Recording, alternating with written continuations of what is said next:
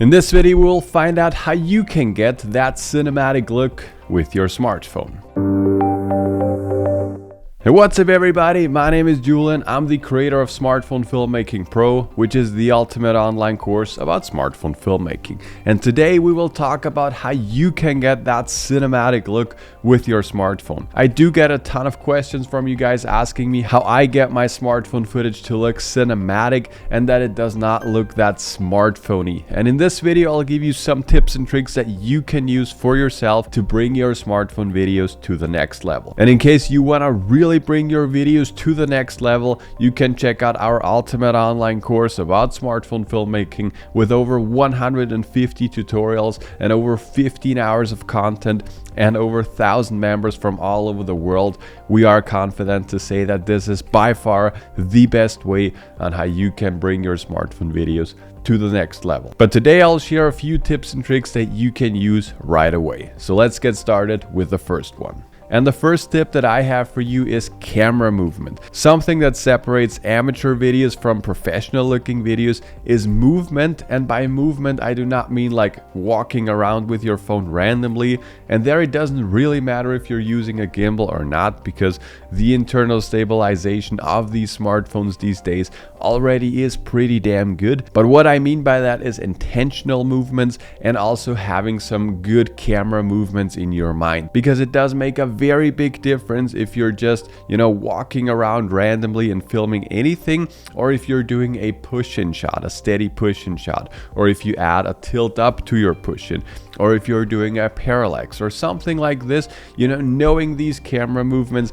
and using them to your advantage will definitely bring your videos to the next level. The second tip that I have for you is to use the different frame rates and camera angles and everything to your advantage. The phones that we have these days, at least most of them, can shoot everything between 1 frame per second all the way to 240 frames per second, and also most of them have several different lenses, so you also get different focal lengths, and of course you can get different camera angles and so on. So you have a bunch of different possibilities. You can basically shoot anything with it, and generally speaking, you just should know like when you should use which of these combinations that you have, because it makes a big difference if you're shooting in 24 frames per second on the ultra wide, or if you're shooting in 240 frames per second on the tele lens. These are two completely different images, and it does not mean like one is better than the other. It just depends which story you want to tell and which of these tools will help you best to tell this story. And this also brings me to my next thing, and that is the story and the content itself. That is arguably the most important thing, hands down, because you can have the most beautiful looking video.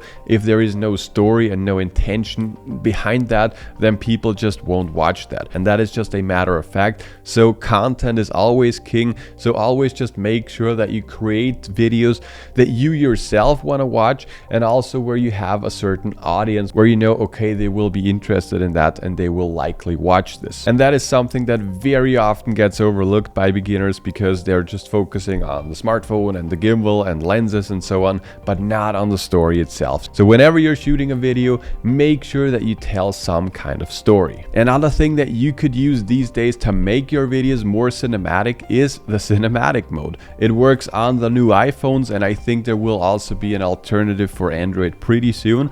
But basically what it does through AI-based systems, it detects what's your foreground and what's your background, and then it blurs out the background to create a DSLR kind of look. As of right now, we are only in version 1 and it's working pretty damn good. So I'm very looking forward to what the future will bring, but you can always use that to enhance some shots of your videos. But again, like I have said before, just don't use it for everything, because there are just different tools for different kind of aspects in filmmaking. So you have to know all your tools, and then you just pick the thing that's the right tool for the specific situation. And then lastly, one of the most important aspect when it comes to filmmaking and making videos look cinematic is the entire editing process. It again makes a huge difference if you're an amateur editor and you have no idea on what's a match cut and how can I make a speed ramp and all that kind of stuff. And if you know these things, you can easily make your videos look look way better. Another thing that's also very important is music and audio and the sound in general. Having sound effects in your videos and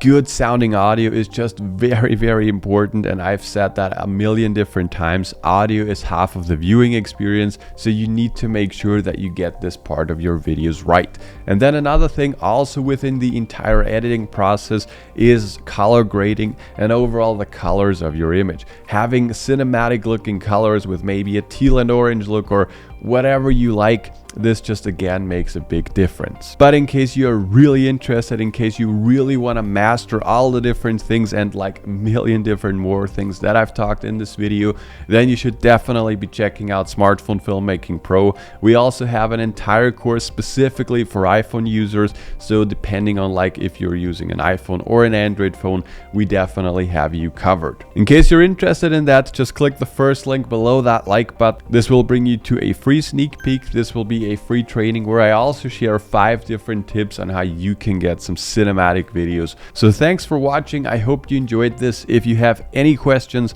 make sure to let me know, and I'll talk to you guys in the next one.